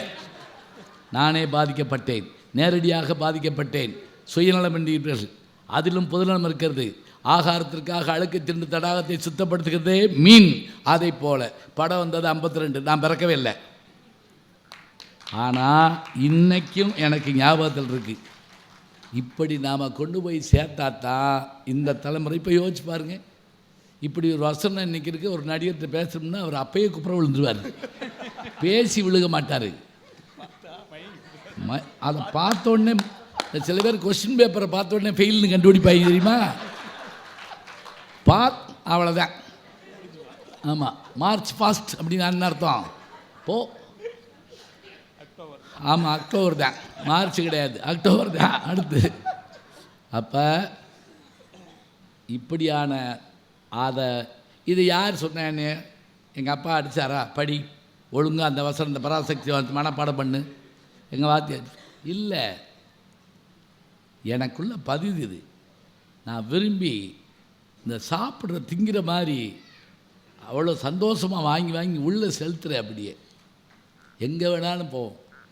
நான் ஸ்கூலில் படிக்கிறப்ப வாரத்தில் ஒரு நாள் வியாழக்கிழமை மத்தியானத்துக்கு மேலே நூலகத்தை முக்கியமாக எல்லாருக்குமாக திறந்து விட்டு வரிசையில் நின்று போய் புத்தகம் எடுக்க போவோம். அந்த நாள் இன்றைக்கி மறக்க முடியாத நாள். எனக்கு முன்னாடி போனவன் அம்புலி மாமா எடுத்தானே எனக்கு உயிரே போயிடும். அதில் தான் எல்லா கதையும் இருக்குது. விக்ரமாதித்தன் கதை இருக்குது, பரோபகாரி பழனி கதை இருக்குது, அந்த கதை இருக்குது, இந்த கதை இருக்குது, எல்லாம் இருக்குது. அதை படிக்கிறதுக்கு அவ்வளோ சந்தோஷம். நூலகங்களுக்கு போகிறப்ப ஏற்படுற மகிழ்ச்சி. எந்த நாட்டுக்கு போனாலும் நூலகம் போகாமல் வரமாட்டேங்க. அமெரிக்காவில் வாஷிங்டனில் இருக்கக்கூடிய நூலகம் இருக்குல்ல, 2 நாள் ஆகும் சுற்றி பார்க்க. போய் என்ன பண்ண வந்துடுறீங்களா? நான் தங்கியிருக்க வீட்டில் என்னை கூப்பிட்டு போய் விட்டுருவாங்க. சாயங்காலம் வரப்போ கூப்பிட்டு வருவாங்க. பனி கொட்டும். அது எங்கூட வந்தவர் ரொம்ப நகைச்சுவையாளர். நானும் அவரும் திரும்பி வர்றோம். 8 மணி இருக்குது ராத்திரி. பனியில் அப்படியே எல்லா காரும் மூடி இருக்குது. எங்கன்னா கார் நிற்கிதுன்னு கூட தெரியல. நான் சொல்கிறது ஒரு 15 வருஷத்துக்கு முதல்ல. அப்போ அவர் என்ன பண்ணார் தெரியுமா? ஒரு கையில் ஒரு இது மாதிரி வச்சுருந்தார், தகரம் மாதிரி. என்கிட்டையும் கொடுத்தாரு, அவர் எடுத்துக்கிட்டார். பனியை பூரா தள்ளுங்க, அப்போ தான் நம்ம இது பண்ண முடியும்னு சொல்லி நானும் அவர் சேர்ந்து ஒரு கார் பனியை பூரா தள்ளிட்டு அவர் அந்த கையில் இருக்குல்ல ரிமோட்டு, அதை அப்படி அமுக்கினார். காரை ஸ்டார்ட் பண்ணது. கீங்கின்னு அங்கிட்டு ஒரு கார் கத்துது. புரியுதா?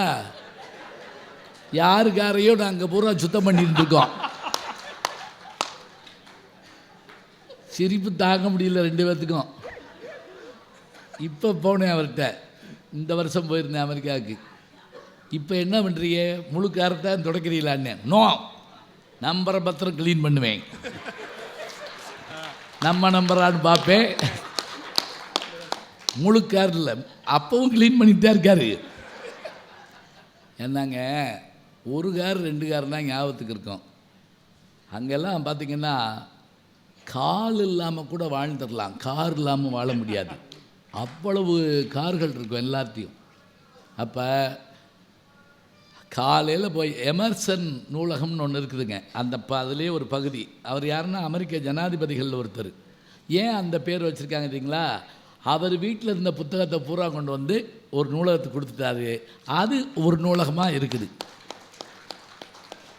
இப்போ இந்த போன மாதம் நவம்பரில் ஆஸ்திரேலியா போயிருந்தேன்.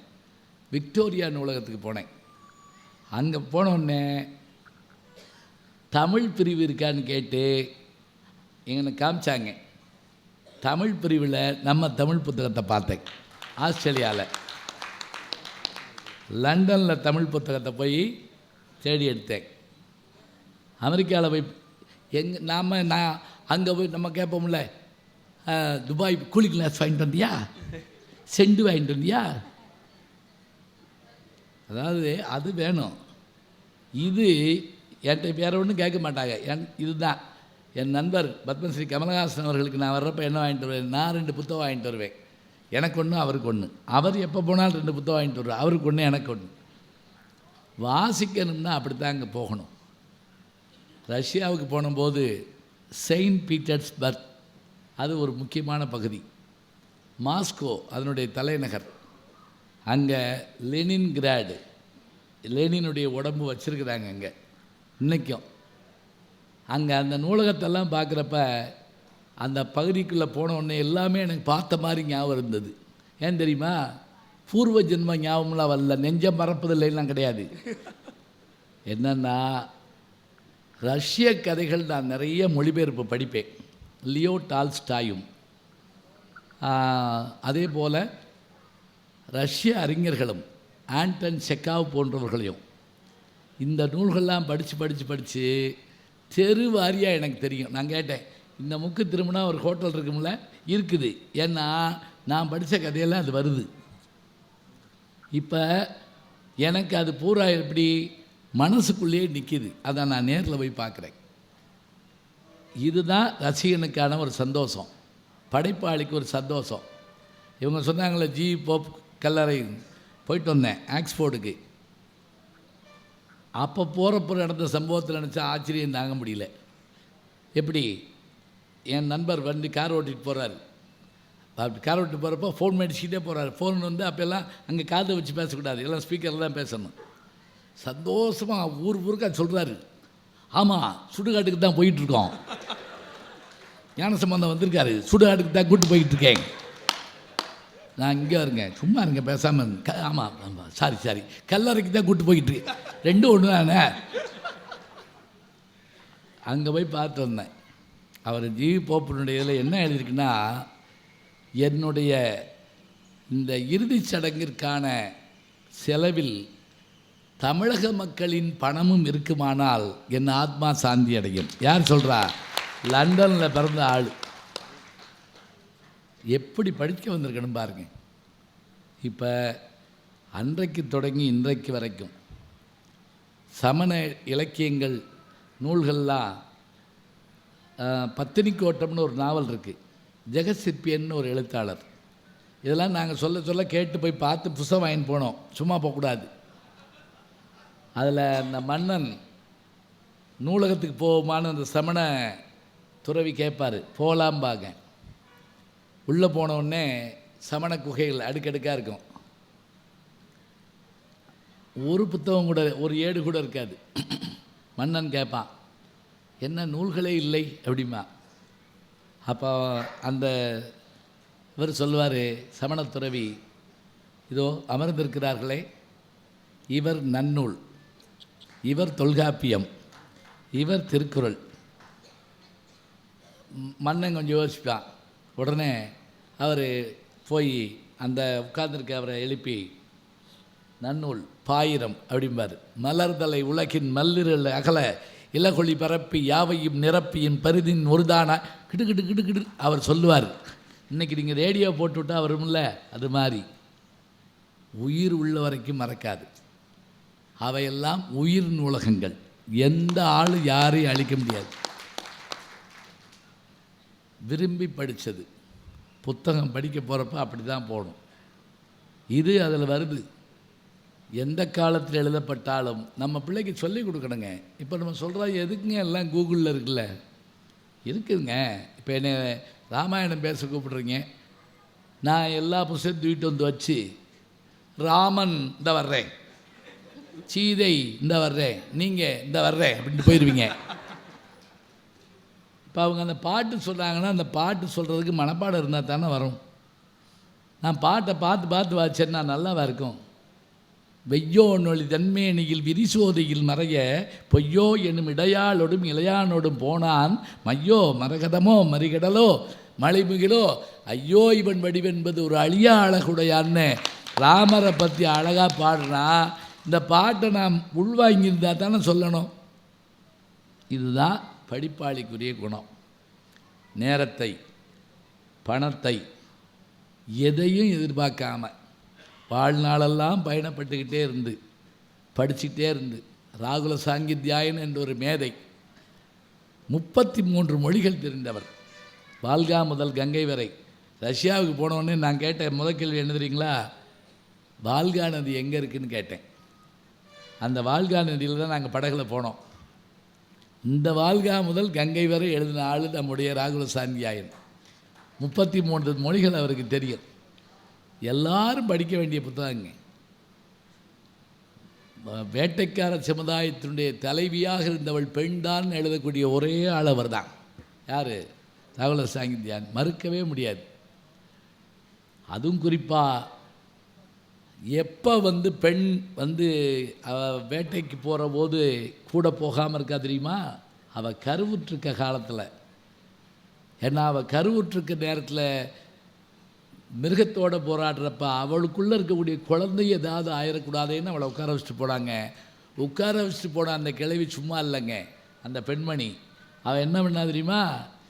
மரத்துலேருந்து விதை விழுகிறத பார்த்தா, விதை மண்ணுக்குள்ளே போய் மலையில் நினைக்கிறத பார்த்தா, மறுநாள் 2 நாள் கழித்து செடியாகிறத பார்த்தா, 3ஆம் நாள் இவளாக எடுத்து ஒரு விதையை நட்டா விவசாயம் தொடங்கியது. பெண்கள் தான் விவசாயத்தை தொடங்கி வச்சாங்க. இதை படித்தா தானே சொல்ல முடியும். அதனால் படிப்பாளிகளால் தாங்க. ஐயா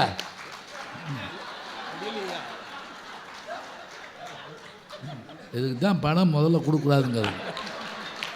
கயிறை கையில் பிடிச்சி வச்சுருந்தோம்னா படைப்பாளிகள்னு சொன்னால் 2 பேர் சந்தோஷப்படுவாங்கன்னு சொன்னேன். படிப்பாளிகள்னு சொன்னான். அதுக்காக உடனே எந்திரிச்சு ஓடிடுறதா?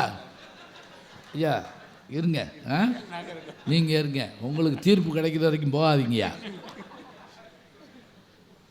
இப்போ அந்த படிப்பாளியை சொன்னோம் இல்லையா, முகம் தெரியாத ஆள். படைப்பாளிக்கு முகம் இருக்குங்க, இல்லைன்னு சொல்லக்கூடாது. அவங்க ஒரு கேள்வி கேட்டாங்க. நாங்கள் படித்த பிறகு தான் நீங்கள் படிப்பாளி ஆனீங்க. முதல்ல நீங்கள் படிச்சிங்க, அப்புறம் தான் படைச்சிங்க. நீங்கள் படித்ததுனால தானே படைச்சிங்க. சரி, கண்ணதாசனோட எல்லோரும் தான் படித்தாங்க. எல்லோரும் ஏன் கண்ணதாசனால்? அண்ணாவோட எல்லோரும் தான் படித்தாங்க. ஏன் பேரறிஞர்னு அவர் மட்டும் ஆனார்? எல்லாரும் எல்லாம் செஞ்சால் கூட சமையலை எங்கள் அம்மா பண்ணுற மாதிரி வருமா? ஏன்? அம்மாவோட கைமணம். முந்தி ஒரு குழம்பு வச்சா இது எங்கள் அம்மா வச்சது, இது என் மனைவி வச்சது, இது என் மகள் வச்சது கண்டுபிடிப்பேங்க. இப்போ முடியலை. எனக்கு வயசாகலை, ஃப்ரிட்ஜு வீட்டுக்குள்ளே வந்துருச்சு. அதனுடைய டேட் ஆஃப் பர்த் யாருக்கும் தெரியாது. ஒரு மனைவி புளிக்குழம்பு ஊற்றுட்டாங்க புருஷனுக்கு. அவன் தொட்டு நாக்கில் வச்சு அப்படி சொல்லிட்டு, போன மாதம் 15ஆம் தேதி நீ ஒரு புளிக்குழம்பு வச்சு இல்லை அதே மாதிரி இருக்கு அப்படின்னா, அதே தான் சாப்பிடு. 188 சீரியல் ஓடுது, ஒத்த மனுஷி பாப்பனா வத்த குழம்பு வைப்பனா. ஒரு மாதத்துக்கு ஒரு குழம்பு தான் சாப்பிட்டு, குழம்பு இல்லைன்னா புலம்பு ஏதாவது செய்யப்போ. சரி, அப்போ எல்லாரும் படித்தாலாம் படைப்பாளி ஆக முடியுமா? கடவுளும் கந்தசாமி பிள்ளைங்கிற அந்த கதையை புதுமைப்பித்தன் எழுதினார்னு சொன்னால், கடவுள் பூமிக்கு வர்றது எதில்? திருவிளையாடலில் நம்ம பார்க்குறோம், சிவபெருமான் பூமிக்கு வர்றாருன்னு. இவர் கதையிலையும் வருவாருங்க. அடே அப்பா, அந்த 2 பேரும் பேசிக்கிறத எப்படி அனுபவித்து அந்த மனுஷன் எழுதியிருப்பான் தெரியுமா? சிவபெருமான் சாதாரண மனுஷனாக வந்து அந்த இவரை பார்ப்பார். அவர் சிவபெருமானை வீட்டுக்கு கூப்பிட்டு போவார். கந்தசாமி பிள்ளை வீட்டுக்கு கூப்பிட்டு போவார். போன உடனே அவர் சின்ன பிள்ளை பொண்ணு வரும். அப்பா, எனக்கு என்ன வாங்கிட்டு வந்திருக்க? அந்த குழந்தை கேட்கும். இவர் உடனே, என்னையத்தான் வாங்கிட்டு வந்திருக்கேன், போப்பா தேனம் இதையே சொல்லிக்கிட்டு. ஏழை வீடு இல்லையா? இப்போ சிவபெருமான் அந்த பிள்ளையை ஒத்து பார்ப்பார். இவர் உடனே உள்ள ஓடு அப்படிம்பார். உடனே சிவபெருமான் சுதாரிச்சுக்கிட்டு, நான் இப்போ ரொம்ப சுத்த சைவமாக்கும் அப்படிம்பார். என்ன புரியுதா? பிள்ளைக்கறி கேட்டாலும் கேட்டுவார்னு சொல்லி சிவபெருமான் சுதாரிச்சுக்கிட்டு, இப்போ நான் சுத்த சைவமாக்கும். இதை கதை படிக்கிறப்ப இதுக்கு ஒரு விமர்சகர் எழுதினாருங்க.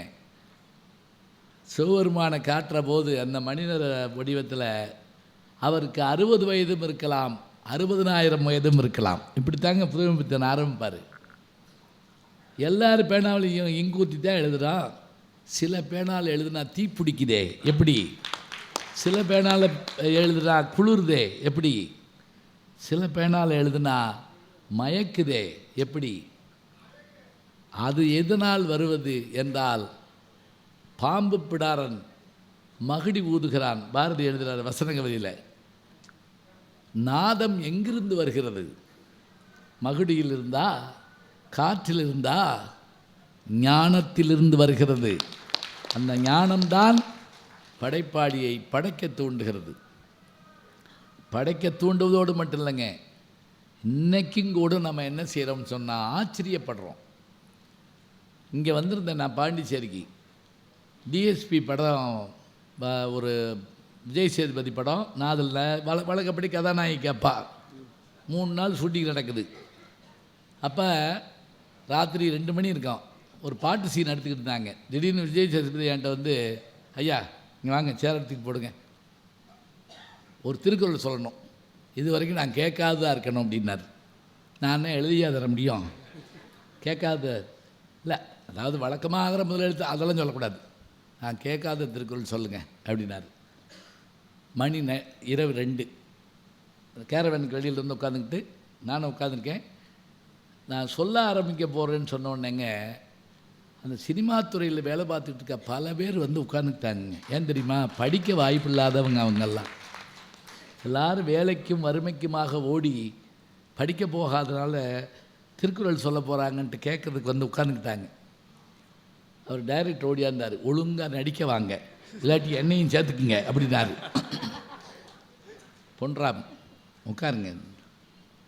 நான் அவர்கிட்ட கேட்டேன், விஜய் சேதுபதிட்ட, எப்படி நம்ம உடம்பில் கொஞ்சம் கஷ்டப்பட்டு உடைக்க முடியாத எலும்புன்னு ஒன்று இருக்குது தெரியுமான்னு கேட்டேன். நான் திருக்குறள் கேட்டால் நீங்கள் என்ன சொல்கிறீங்கன்னா, இல்லை சொல்லுங்கள், உடைக்க முடியாத எலும்பு எது அப்படின்னேன். அவர் இப்படி வச்சு எது அப்படின்னார். அதுதான் அப்படின்னேன். இந்த இடத்துல தாடை எலும்பு, இதுதான் இருக்கலே வலிமையான எலும்பா. இந்த வலிமையான எலும்பை நீ உடைச்சேன்னா, யார்? திருவள்ளுவர். அன்புடைமை, பெண்புடைமை, பாசம், விருந்தோம்பு எல்லாம் சொல்கிறவர் சொல்கிறாரு, இந்த எலும்பை உடைக்கணும். யாரை? காசு வச்சுக்கிட்டு கொடுக்க மாட்டேன்னு சொல்கிறான்ல கஞ்சப்பைய. அந்த கஞ்சப்பைய எப்படி கஞ்சப்பைய தெரியுமா? எச்சிக்கையில் காக்கா ஓட்டாதவை. அப்படின்னா என்னென்னா, சாப்பிட்டுக்கிட்டு இருக்கப்போ காக்கா வந்துச்சுன்னா சூ அப்படின்னா 2 பருக்க போயிடுமா. எச்சிக்கையில் காக்கா ஓட்டாதவன் அவன்கிட்ட நீ போய் பொருள் கேட்டால் கொடுக்க மாட்டான். அவனை இந்த தாடை எலும்பு உடையிற மாதிரி அடிச்சேன்னு வச்சுக்கோ, கொடுத்துருவான். ஈருங்கை விதிரார் கயவர் கொடிருடைக்கும் கூண்கையர் அல்லாதவர்க்கு. கையை வளைச்சிட்டு ஒரு குத்து விட்டேன்னா தாடை எலும்பு உடையும்னு தெரிஞ்சால் காசு எடுத்து கொடுப்பேன். மாஸ்டர் படத்தில் நீங்கள் குத்து வைக்கல அது மாதிரின்னு சொன்னல, ஓடியாந்து என்னை கட்டி பிடிச்சிக்கிட்டா இருக்கேன். இதை நான் அவர் சொல்கிறது இருக்கட்டுங்க. திருவள்ளுவர்னு ஒருத்தன் எழுதலைன்னா இதை விஜய் சேதுபதிக்கு நான் சொல்ல முடியுமா? சொல்லுங்கள் பார்ப்போம். இன்னைக்கு பொருந்துது. கஞ்சன்னா வடிகட்டின கஞ்சன். ஒருத்தன் சேர் போட்டு வீட்டு வரல உட்காந்துருந்தான் பணக்காரன். அங்கிட்டு போன பிச்சைக்காரன் வீட்டை பார்த்தேன், அவரை பார்த்தேன். ஐயா கொஞ்சம் சோறு போடுங்க. இல்லை போ. ஒரு வேட்டி கொடுங்கய்யா. கிடையாது. 1 ரூபா கொடுங்கய்யா. இல்லை. அப்போ வாங்கய்யா பிச்சை எடுப்போம் அப்படின்னா. நான் கேட்குற எதுவுமே இல்லை. எதுக்கு சேர் போட்டு உட்காந்துருக்கேன்? ஞானமும் அறிவும் தோன்றுவதற்கு ஒரு படைப்பாளி எத்தனை கஷ்டப்படணும், எத்தனை யோசிக்கணும் தெரியுமா? அவனுடைய யோசனை முழுவதும் எழுத்தாக வரணும். படித்தால் மட்டும் போதுமான ஒரு படம். இப்போ கொஞ்சம் நான் சொல்கிறது ஒரு 60 வருஷத்துக்கு முதல்ல அது படத்தில் கதையை சொல்லிட்டாங்க கண்ணதாசன்ட்ட. அண்ணன் கெட்டவன், தம்பி நல்லவன். அண்ணன் தம்பி ஏமாத்துறான். ஆனால் தம்பிக்கு தெரியல அண்ணன் ஏமாத்துறான்னு தெரிஞ்சாலும் அவனை வெறுக்க முடியல. இந்த இடத்துல ஒரு பாட்டு வேணும். தம்பி சிவாஜி, அண்ணன் பாலாஜி பாட்டு எழுதணும். கண்ணதாசன் பெங்களூரில் போய் எழுதிட்டு வரேன் அப்படின்னாரு. விஸ்வநாதனையும் கூப்பிட்டு போயிட்டார். சிச்சுவேஷன் சொல்லியாச்சு. அப்போ அந்த அண்ணன் அண்ணன் நினச்சி தம்பி பாடுற பாட்டு. ஒரு நாள் ஆச்சு பாட்டு வரல. 2வது நாள் ஆச்சு பாட்டு வரல. விஸ்வநாதன் சொன்னார், 10 படம் இருக்குண்ணே, போய் வேலை இருக்குது, எழுதுவோம். இரு, சும்மா இருக்கேன்னு நினைக்காத, வரி வர மாட்டேங்குது. யோசிக்கிறாரு, யோசிக்கிட்டே இருக்கார். 3ஆம் நாள் ஆச்சு. விஸ்வநாதன் பெட்டிட்டு வீட்டு கிளம்பிட்டார். வரட்டுமா, நீ எழுதிட்டு வா அப்படின்னு. இரியா போவோம்யா. சடார்னு ஃபோன் போட்டு அந்த ராஜாஜி எழுதின புத்தகத்தோட பேர் என்ன நீ யார்கிட்டயோ கேட்டார். கண்ணன் காட்டிய வழி அப்படின்னு சொல்லி அந்த புத்தகத்து பேர் சொன்னாங்க. எழுது. அண்ணன் காட்டிய வழியம்மா, இது அன்பால் விளைந்த பழியம்மா. அந்த படம் பாருங்க. தொட்டால் சுடுவது நெருப்பாகும், தொடாமல் சுடுவது சிரிப்பாகும். தெரிந்தே கெடுப்பது பகையாகும், தெரியாமல் கெடுப்பது உறவாகும். அவனை நினைந்தே நான் இருந்தேன், அவன் தன்னை நினைந்தே வாழ்ந்திருந்தான். இன்னும் அவனை மறக்கவில்லை, அவன் எத்தனை செய்தும் வெறுக்கவில்லை. அண்ணன் காட்டிய வர வைக்கிறதுங்க. என்ன செஞ்சு விடும்னு கேட்குறீங்க? ஒரு படைப்பாளியினுடைய இது என்ன செஞ்சிரும்னு கேட்குறீங்க? வாலி என்ற ஒரு கவிஞர் பாட்டு எழுத போய் இனிமேல் வாழ முடியாதுன்னு நினச்சிட்டு ஊருக்கு போகிறதுக்கு டிக்கெட் வாங்கி மெட்ராஸில் ஸ்ரீரங்கம் போகிறதுக்கு உட்காந்துருக்கப்ப பிபி சீனிவாஸ் வந்தாராம். என்ன வாலி, என்ன பெட்டி படுக்கையோட? ஊருக்கு போகிறேன், ஒன்றும் வாய்ப்பு கிடைக்க மாட்டேங்குது. அப்படியா, நீ போகிறதுக்கு முதல்ல நான் இன்றைக்கி இப்போ ஒரு பாட்டு பதிவு பண்ணிட்டு வந்தேன், அந்த பாட்டை நான் பாடுறேன், நீ கேட்டுட்டு போ சொல்லிவிட்டு அவர் பாடுறாருங்க. அந்த பாட்டை கேட்ட உடனே வாலி அப்படியே அசந்து போகிறார். என்ன பாட்டு தெரியுமா? மயக்கமா கலக்கமா மனதிலே குழப்பமா வாழ்க்கையில் நடுக்கமா. சுமைதாங்கி படத்தில் வர்ற பாட்டு. வாழ்க்கை என்றால் 1000 இருக்கும், வாசல் தோறும் வேதனை இருக்கும். வந்த துன்பம் எது வந்தாலும் வாடி நின்றால் ஓடுவதில்லை. உனக்கும் கீழே உள்ளவர் கோடி, நினைத்து பார்த்து நிம்மதி நாடு. ஏழை மனதை மாளிகையாக்கு, இரவும் பகலும் காவியம்பாடு. நாளை பொழுது அவன்கிட்ட கொடுத்துரு, நடக்கும் வாழ்க்கை நிம்மதியாகும். டிக்கெட்டை கிழிச்சு போட்டாருங்க. 5 தலைமுறைக்கு பாட்டு எழுதினாருங்க. எழுத வைத்தது ஒரு படைப்பாளி தந்த ஊக்கம். எனவே படைப்பாளிகள்தான் ஒரு அடுப்பை வச்சு விறகை தேடி பானை கொண்டு வந்து தண்ணி ஊற்றி அரிசி வாங்கி சமைச்சு இலை போட்டு பருமாறுறப்ப திங்க வந்துடுவீங்க 2 பேரும். நல்லா இல்லை, சுமாராக இருக்குது, உப்பு இல்லை. அது வரைக்கும் செஞ்ச வேலை யார்? சும்மா கிடந்து நிலத்தை கொத்தி, சோம்பல் இல்லாமல் ஏறிடத்தி, கம்மாக்கரையை ஒசத்தி கள்ளி, கரும்பு கல்லியில் வாய்க்கா வெட்டி, சம்பா பயிரை பிடுங்கி நட்டு, தகுந்த முறையில் தண்ணீர் விட்டு, நெல் விளைஞ்சிருக்கு, வரப்பு உள்ள மறைஞ்சிருக்குன்னு சொன்னால் அத்தனையும் செய்பவன் படைப்பாளி. படைப்பாளிகளால் தான் இலக்கியங்கள் காலத்தை வென்று நிற்கின்றன. பிள்ளை பத்து கொடுத்தா தான் பேர் வைக்க முடியும். பெற்று தருபவர்கள் படைப்பாளிகள். அவர்களால் உலகம் வாழ்கிறது. நன்றி, வணக்கம். இந்த தகவல் உங்களுக்கு பிடிச்சிருந்தா லைக் பண்ணுங்க, உங்க ஃப்ரெண்ட்ஸுக்கு ஷேர் பண்ணுங்க, மறக்காம எங்க சேனலுக்கு சப்ஸ்கிரைப் பண்ணுங்க.